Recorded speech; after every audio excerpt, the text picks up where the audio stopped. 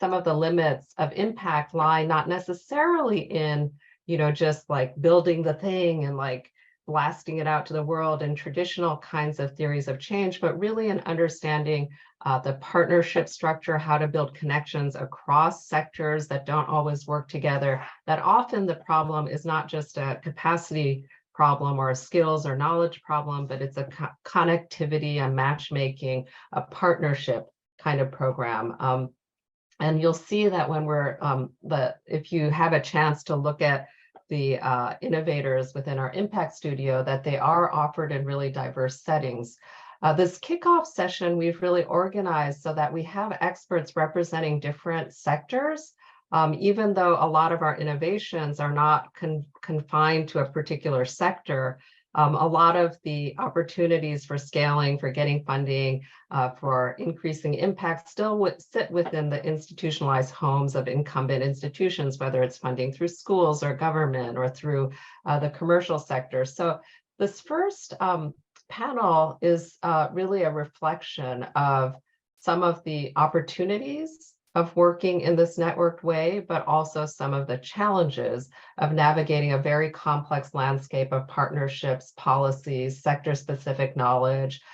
These are expectations that can be often overwhelming for innovators or change makers who are trying to navigate a landscape. Even in my own experience of working to establish a nonprofit with some of the folks here that are in the webinar today too, that cuts across like using a commercial platform like Minecraft, but trying to deliver within schools or with community-based organizations. There's really unique challenges in navigating that complex landscape because the goal of our work is often to work across sectors that are traditionally siloed. So that is a strength, but also a challenge of the connected learning approach and the connected wellbeing initiative. So I think without further ado, I would like to introduce the panelists. So I'm going to turn off the screen. Oh, thank you, Rebbe, for doing that. Introduce the panelists and then start diving into our conversation. I'm here as a moderator, but I might also take moderators' prerogative to jump in every once in a while and share my opinion based on my background, which is really focused on young people's engagement within commercial platforms in their learning through social media, games, and other things that they do for fun at home. Okay, so if we could let me see if we can spotlight all our panelists.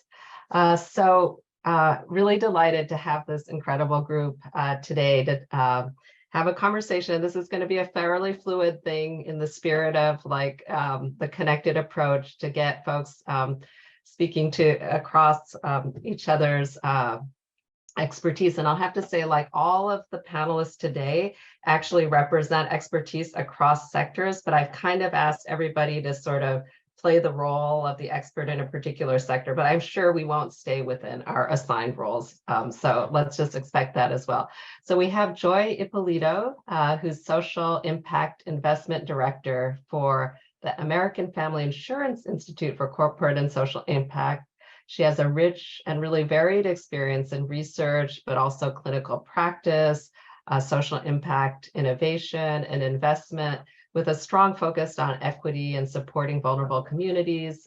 So again, Joy has a varied background, including in education and community-based work, but we'll be kind of speaking to the health sector because, at least for me, that's an area that I have the least expertise, actually. We have Kevin Connors, Senior Director at the Susan Crown Exchange, an educator by, I think, training and background, including being a Director of Personalized Learning at the Chicago Public Schools, and currently at the Susan Crown Exchange, doing a lot of work on youth development type programs, social emotional learning, young people in tech, youth sports, and is here to represent the youth development sector with, I think, an emphasis on community-based organizations, right, Kev?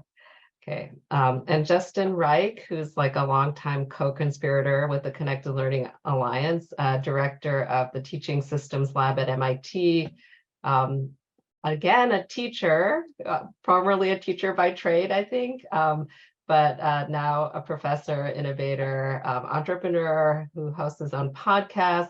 He's developed a ton of programs and resources around education technology in schools.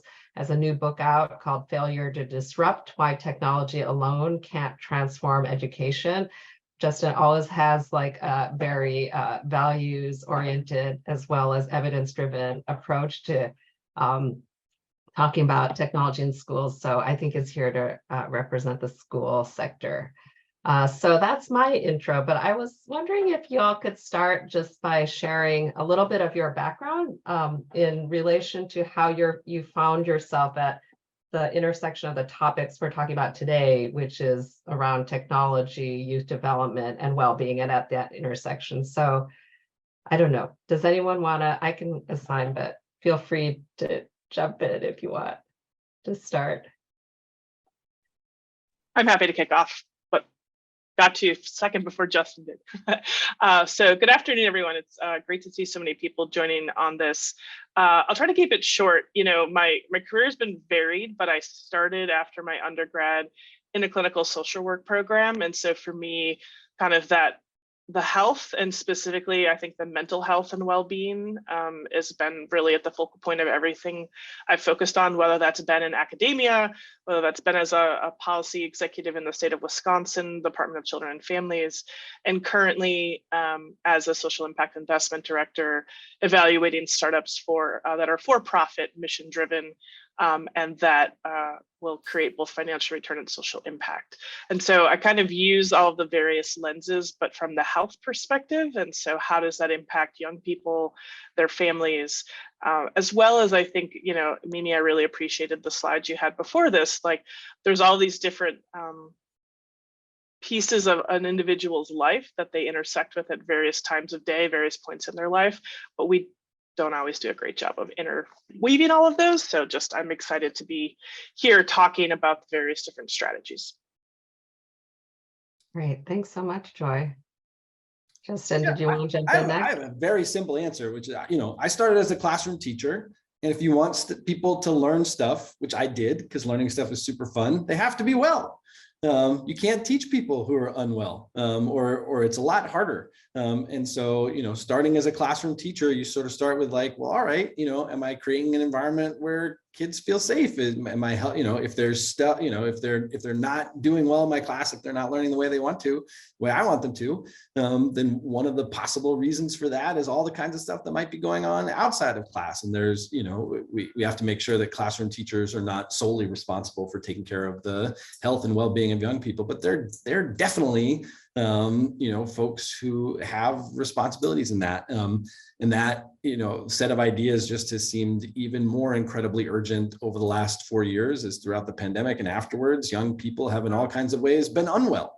And it has been even more incumbent on schools to figure out how to make sure that the young people live well lives so they can come do great things in classrooms.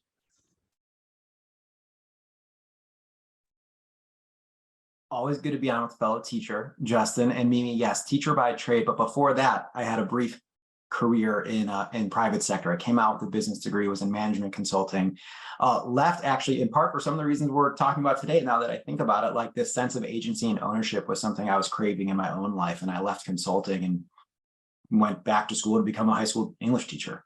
And it was there where like my personal and professional path was really transformed, working in suburban schools and then a longer time in urban schools, and then eventually in the district office at Chicago Public Schools. 5 years ago, came into Susan Crown Exchange. Historically, we had 2 program areas, one in digital learning, thinking all about new learning tools inside education spaces and what the new skills were needed. We also had a program area in social emotional learning. When I came in, there was this recognition that those were sort of intersecting with each other. And there were just big questions being asked, like, what does SEL look like in digital environments or in this digital world, not even just in online environments, but how does empathy and resilience and teamwork, how are those skills fostered and cultivated and applied now for adolescents growing up in this era? And it led us down a path over the last few years of supporting folks across this ecosystem, but really with this like laser focus on, how do we move from a tech-centered conversation to a human-centered one? How are we aligned around human-centered needs like community and trust and connection? Like how are those at the forefront of our decisions and our designs? And we see that in all sorts of settings, in particular the out of school time. A lot of our funding supports out of school time organizations, knowing that's where kids are. There's a unique opportunity to meet them authentically and really engage in some genuine learning.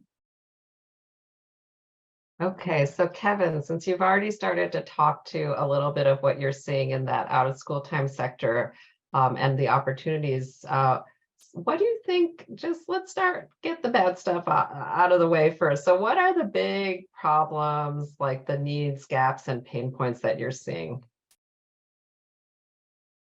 in the out of school time environment? I mean, I think obviously as it pertains to, some of what we're trying to accomplish around technology and well-being. Yeah, I think, there's a couple of things that come to mind. I think maybe some are like the ones that may jump out to many of us, like just especially coming through the pandemic, right? Like we are all adapting to the new normal, whether that is from a budget sense or a personal wellness sense, thinking about our own mental health, our own sense of well-being. And I think that's real, especially for out of school educators, who often, enjoy lower pay, lower support. Like that's a real pain point for organizations as they think about new programs to implement, because they're thinking oftentimes just about survival. Beyond that, though, one of the unique things we've begun to understand is like a lot of this work at the intersection of tech and well-being.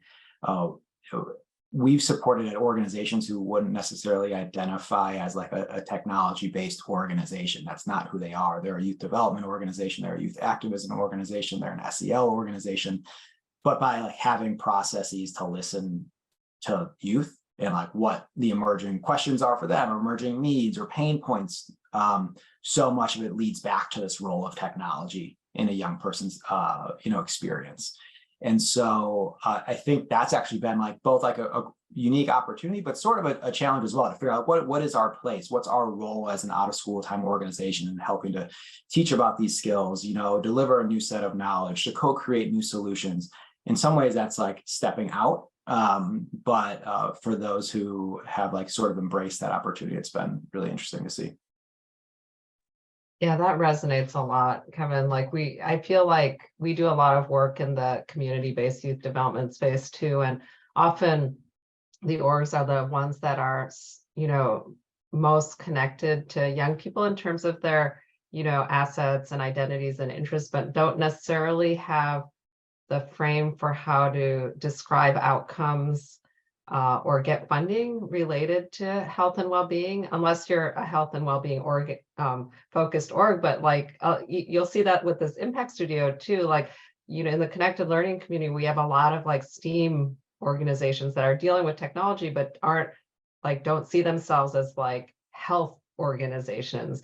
But if you look at what the support that young people are getting through these programs, the well-being impacts are huge. So there's sort of a funny disconnect, or it is an opportunity, but it is also a challenge. Justin, I'm wondering if you could jump in and just from the school perspective, how does that, what are the pain points and needs you're seeing there? You're muted, Justin. The interesting thing about schools is that you have these deeply caring people who recognize the whole identity of children and are really caring about all those different things. And then these sort of regulatory structures that make them really pay attention to a much narrower set of outcome measures. The historical pain points for school people are reading and math test scores. In high school graduation rates. Those are maybe those three things more than anything else are the things that school folks are more attentive to. It's really hard in some places to get into those communities when you're dealing with well-being and things like that, because there's no measure of well-being of kids. There's just these other measures, and we know that well-being is important for those things. And we know well-being is important on its own, but that's not what schools are being measured for. I would say the pain point that schools are experiencing right now that both touch those outcomes that folks really care about, and well, that folks are sort of regulatorily required to really care about, that experience pain points to them and really connect to health and well-being, is chronic absenteeism. A terrible result of the pandemic is that many children are just not coming to school.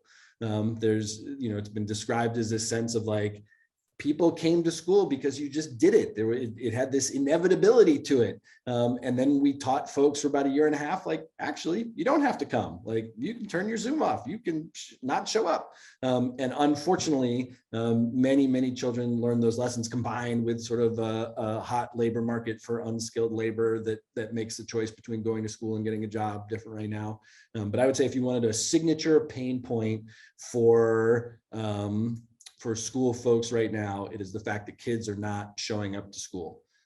That it feels like an immensely urgent problem. If you talk to policymakers, they'll talk about learning loss and test scores and some of these other kinds of things. But I think if you talk to principals, teachers, school leaders, they will tell you the kids not showing up is the most urgent problem they're facing.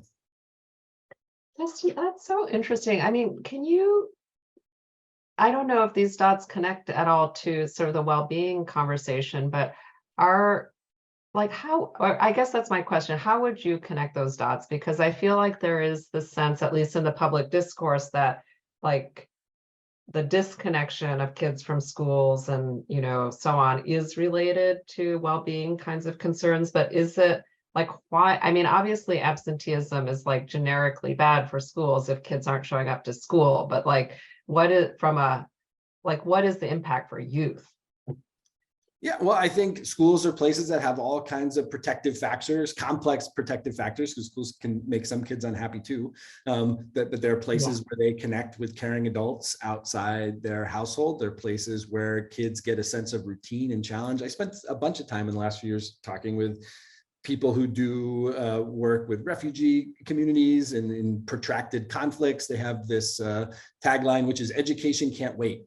Historically, emergency responders had said, like, let's deal with like food and shelter and stuff like that. We'll get to education when we get to it. And folks who do education in protracted conflict say, no, you actually have to address education almost as soon as you possibly can, almost along with those initial things, because education is about future building. Education is how we imagine ourselves, our communities in a future in a way that gives us a sense of hope and destiny and forward progress and those kinds of things. And so, I think there's some sense that like, if we could help students be more well, then one of the ways that they would reflect that wellness is by going to school and participating in all these sort of social rituals and opportunities for development. And then also, if school was a place that supported wellness better, kids would be like, oh, I want to go there because my interests are being met and I make neat social connections and I feel whole, and those kinds of things. So it's sort of on both sides of, we need to figure out, if we could bolster wellness in homes and communities, then those kids would probably be more likely to come to school. And if school was a place that bolstered wellness, that would also sort of draw them into it. Hey, Justin, can I add quickly? You promised some ideas, not just from my time, but my wife's a school social worker, has been working in urban and suburban schools for the last 15 years. And first of all, maybe one anecdotal, but I think supported by larger evidence, certainly saw a much larger uptake in terms of like evaluations over the last year and a half for kids experiencing anxiety, depressive symptoms. And so much of it often comes back to like this like sense of community and relationships with those in the school. So schools are about future building, they're about community building as well. And I think this kind of relates to the absenteeism. So a lot of that work, at the individual level, but even like whole class, school-wide, about school culture, is about kind of like forming those like underlying skills, that sense of connection, that sense of community, that sense of ownership in there, that growing that sense of identity. The same things we always talk about that's important in schools, but often not measured, not actually taught, not prioritized in the schedule. And it's so challenging. That's out of school time environments, like really, over indexing on that. That's what makes them so special oftentimes. But there is sort of this disconnect at that level inside the school day, or at least there's those barriers as you described it, right? Like well-meaning, caring adults, and then expectation standards required by state and federal. So that's a real tension we see too. Yeah, and when we talk to young people, they often describe those traditional school outcomes as one of the biggest sources of their stress and anxiety. So there's a challenge there for sure. So Joy, as somebody who represents a sector that is actually focused on health and well-being, like what do you think in terms of all the tech stuff? Yeah, it's funny, as I was hearing Kevin even, talk about his wife as a school social worker. I mean, my time in schools was back in the mid 2000s. And even then, we didn't have enough, folks who had mental health training in schools to really address these issues. And that was long before we were all connected to our phones, tablets, whatever have you. And we knew that before the pandemic. And then the pandemic made it even worse, right? I mean, Justin and Kevin have both touched upon that.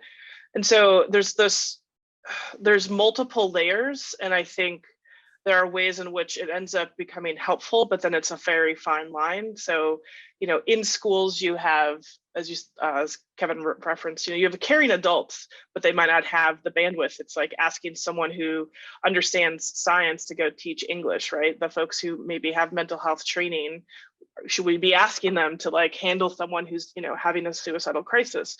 And so the connected piece of all of this, which is what I love about this initiative, is that creating these connected learning opportunities in communities.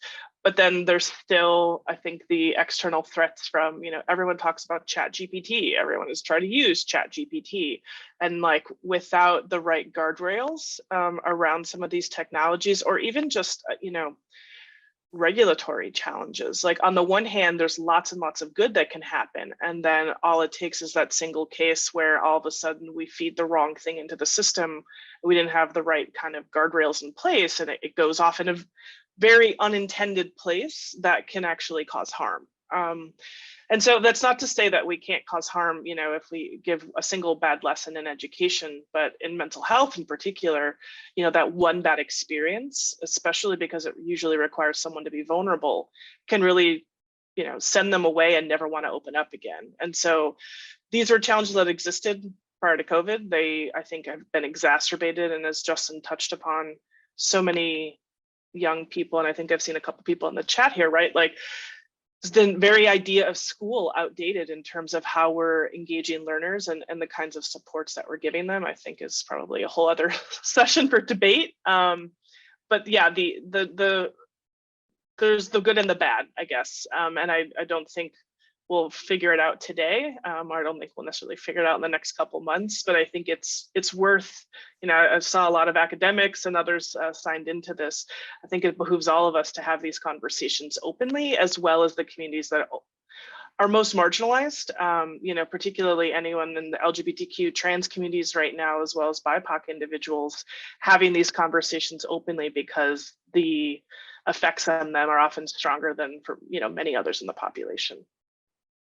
Yeah, I think what I'm hearing from all three of you is really that even though, as humans, as whole humans, we recognize that, the interconnection between social belonging, culture, and well-being, and all these things that are incumbent institutions, and the actual infrastructure, like the structural stuff, is not really designed to recognize those more holistic needs.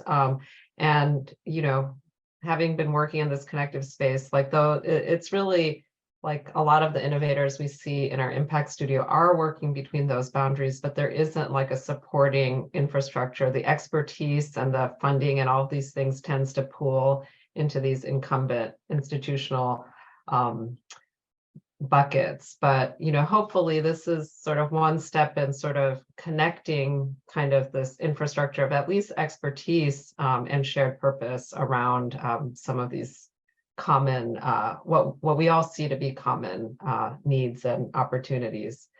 So that's what the challenge we're facing. I'd love to just ask you all, what's working? What are the opportunities? Where do you see awesome change happening, or innovation, or programs? Do you have any examples?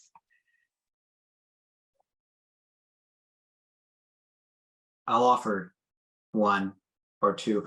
I guess so first, I'll share some work we did just directly with young people through the foundation. And 2 years ago, we launched a multi-year cohort of organizations who are exclusively looking at youth-led solutions. So like solutions that were generally co-created by young people with adults and intentional adults in that space. And these were organizations both in like the academic space who were trying to create evidence-based solutions, as well as just traditional direct service providers. And those that like were genuinely able to find like true youth leadership opportunities, not just young people serving in a focus group to inform a solution that is ultimately designed and vetted by adults, but like actually engaged young people genuinely, always created the most impactful, most relevant resources, particularly for youth. Like the research tells us that young people look to their peers first and foremost when trying to develop healthy and empowered relationships with tech, when trying to navigate the challenges and all the opportunities of living in a very digital world.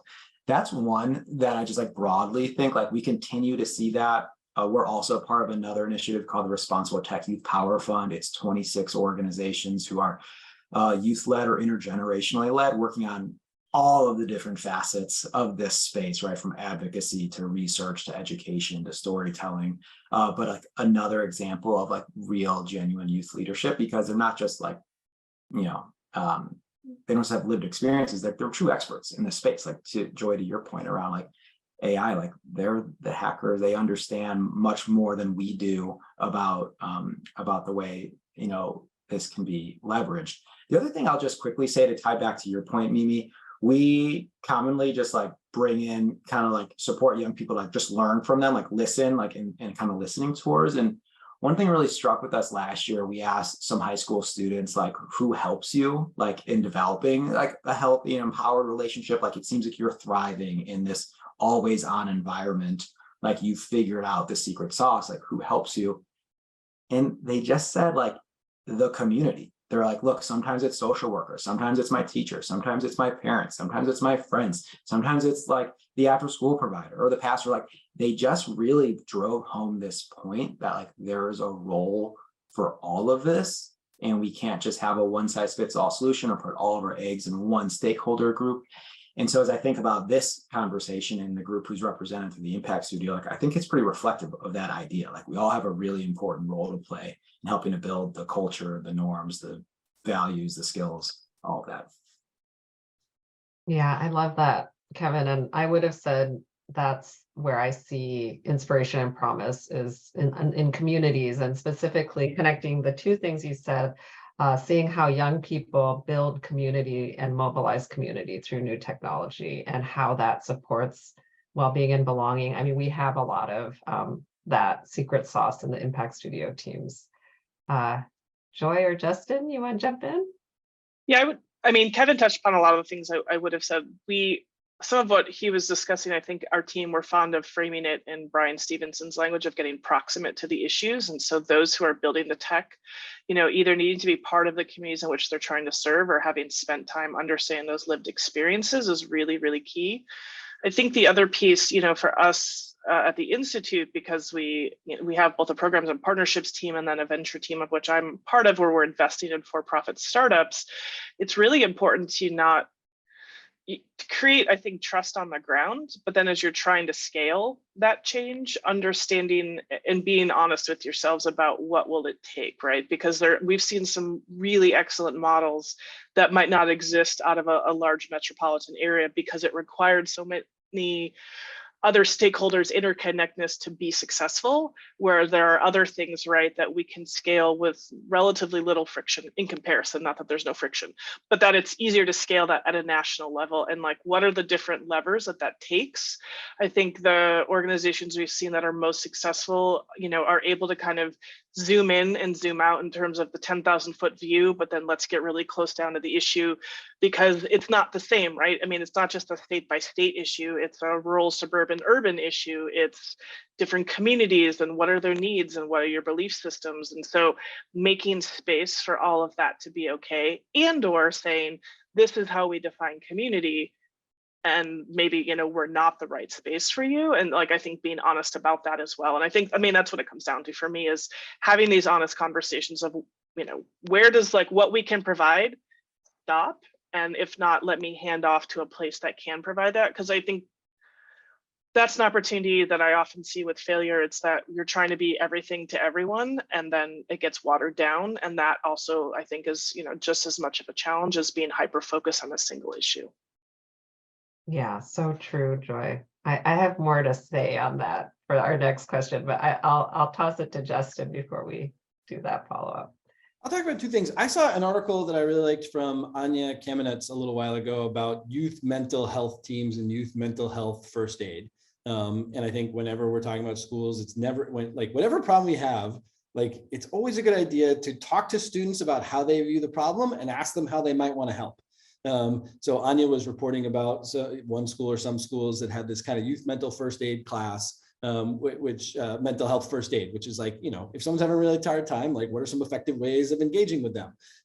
Because peers are mostly around other peers, and also like a way to get peers to get help, you know, a way to get young people to get help from adults is to have peers who are able to connect them. But it just sort of reminded me of other things like, you know, when new emerging technologies were introduced in schools, some of the schools that most effectively dealt with them had these student tech teams, which is like, all right, this is a new thing that we've got to deal with. And so like, you know a lot about it, let's get you to help. All right, so there's way more mental illness, you know, and mental health challenges in schools than we've ever had before. How are we all going to do this?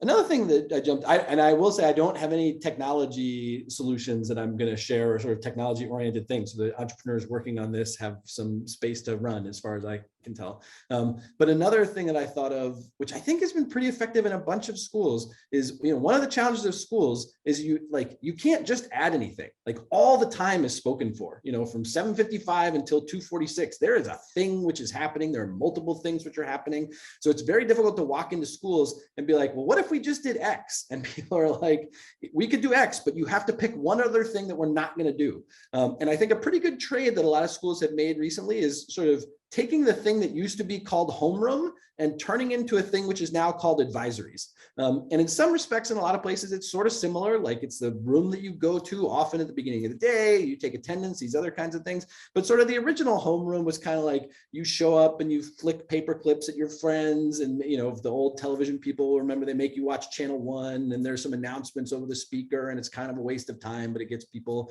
in class and accounted for. Where the advisory like has a curriculum, and it has people come together and say, all right, like we're not just going to be a homeroom, we're going to form a community, and we're going to talk about the issues that we're facing, and we're going to work together to you know, address all kinds of things that come up to school. My daughter's advisory, when she started middle school, taught her how to use the lockers so that somebody knew how to do that. But obviously there's lots more space there. So I think for people who are thinking about well-being, and like, where does well-being fit in the school day? There's health class, there's the regular curriculum, but there's also this new sort of advisory curriculum, which I think is really meant to address some of the things that are not sex ed and they're not drug education, but they're the other kinds of well-being that young people need for community building and stuff like that.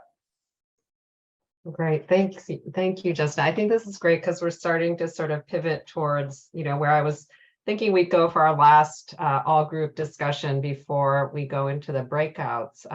So just to, you know, again, center this conversation on some of the goals of this initiative, which is really to not only do like the innovative programming, and I think tech by nature, we're talking leadership and innovation always going together, but also, you know, the groups that we have in our Impact Studio have already built something awesome. That's why they're here. And the premise of this exercise is like, how do we grow the impact, right? And so you all have already been starting to speak to some of the things to think about, like the common challenges, pitfalls, advice you might have. You know, I think what, Joy, you were describing really resonated with me when I'm still on entrepreneurial journey to grow our impact with Connected Camps. I see Katie's in here and Matthew from the Connected Camps team, but you know, often like, because, you know, we work with the commercial platforms and the consumer side, we were like, oh, it's so hard to sell like direct to families and homes. Like we've been in that space for a really long time. It's really hard to break through the noise and get them, you know, families aware of the fact that like doing online gaming stuff can be awesome. And then we were like, oh, so let's try to sell to schools. And then everything you said, Justin, it's like, it looks so easy on the other side of the fence. And then you get into the weeds of the other sector and you realize, oh my goodness, there's so many other things that we need to learn. And there may be a genuine opportunity there, but if your knowledge base and your social capital doesn't sit within that sector, you don't even get like a door cracked open for you. So I think, it's both the knowledge and understanding what the limitations of the different sectors are, but also, seeing if there's some, like what you were saying with advisory, there's some like secret little door that you might be able to open that would get your foot in the door. I think that's the kind of thing that we're really hoping to at least crack a door open for the teams that they might not have been aware of is there. So I guess my closing question to all of you is, what is either a common pitfall that you've seen with folks working in this kind of interdisciplinary cross-sector arena, or do you have any advice before we jump into the smaller groups? So one of the things I've often shared is, I've spent time on both the nonprofit and now the for-profit worlds, and they're not as wide of a gulf as we might think. I think in some spaces we think for-profit's a dirty word, or that, it must be all bad and it's all capitalism. And I think there's actually, public benefit corporations in particular are becoming increasingly valuable. That said, it's like, what do you want your end goal to be, as you're setting up an entrepreneurial, startup, or, have a vision? It's like, you can be really successful as a nonprofit, you can be really successful as a for-profit, but if you're trying to do all of the things, similar to what I said earlier, I think that's where that's a big pitfall. And I think, understanding, again, are you trying to have impact at a localized level or on a more regional level? Are you trying to have national impact? Do you want to actually create a company and be the CEO of something and going, like they each have their own kind of streams, if you will. And if anyone wants to come to my breakout, I'm happy to chat more about what I've learned from that. Particularly, I spent a lot of time talking with academics as a former one myself of like, how do you unlock all this potential, right? We do a lot of academic research that sits in journals and we all share with each other, but doesn't necessarily always get out into the public for good. And so I think there's some really interesting opportunities there too. Great, thanks, Joy. Kevin, Justin, Kevin? I can jump in. Yeah, I think about it a couple of ways, Phoebe. Like, of course, in the out of school time space, like there are like major national intermediary organizations that, push out new resources, high spotlight, compelling solutions, programs. And I think those are really helpful when you find the right ones that are really well respected and have great subscribers and, bring people together. That's a great way to learn about those programs.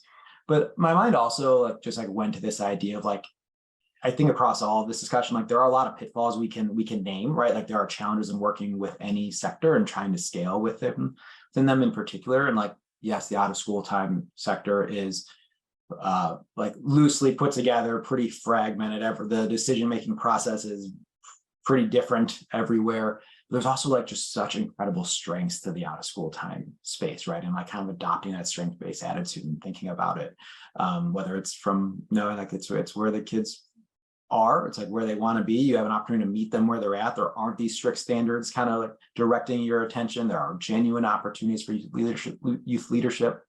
I think that's all important. And then it's like the last thing I thought of was just back to my undergrad days in business school in my marketing class and our sales teacher. Just truly like the biggest takeaway was don't tell people what you want. Use questions, right? Like lead them to where you want them to go with questions. And it's like anytime that works and you can learn to speak their language, ask the questions about their needs. And in this space, like one of those biggest questions are like, what are your young people telling you? Like, what are you hearing from them about pain points, about interest areas?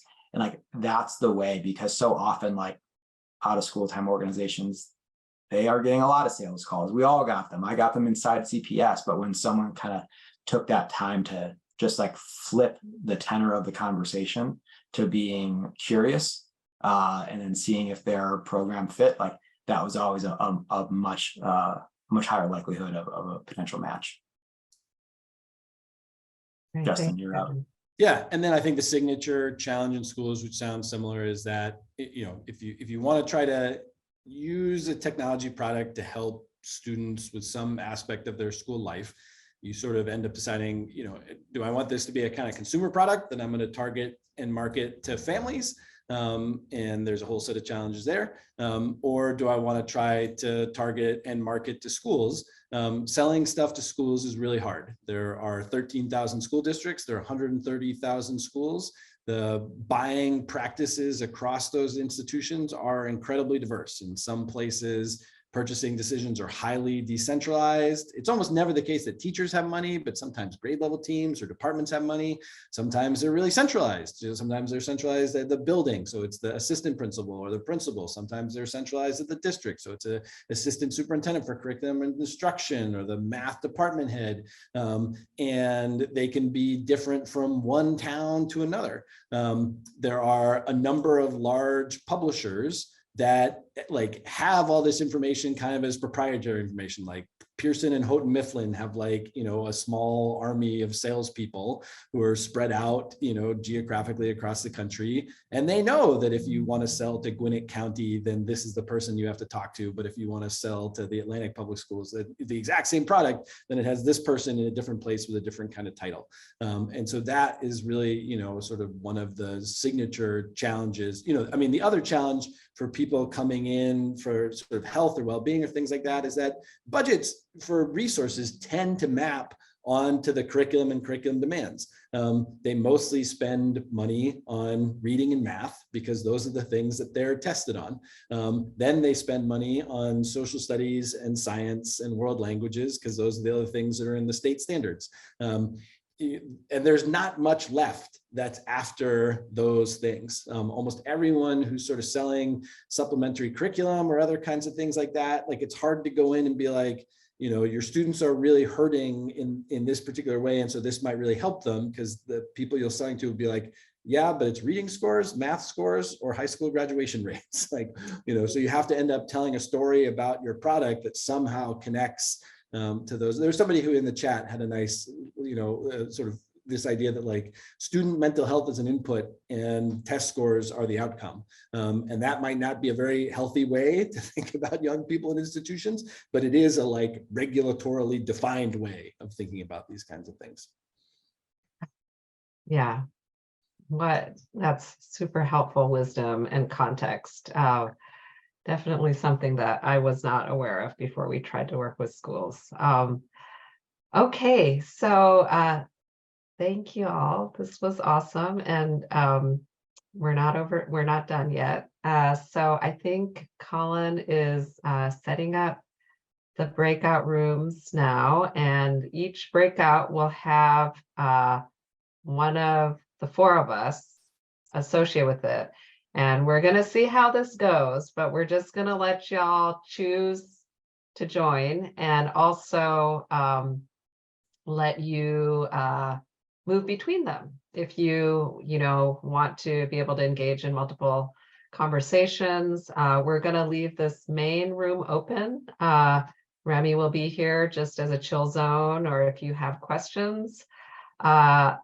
I'm guessing some people may not stay for the breakouts, but because it'll be a fairly, we may have some rooms with a lot of people, and I don't want to ask the panelists to necessarily monitor the chat. So if we could just do a practice of hand raising so that we can, be conversational within each breakout. We were thinking we might try that. And I think we have a little, we have 35 minutes or so. Let's, join me in thanking the panelists for this great conversation, and let's keep the conversation going.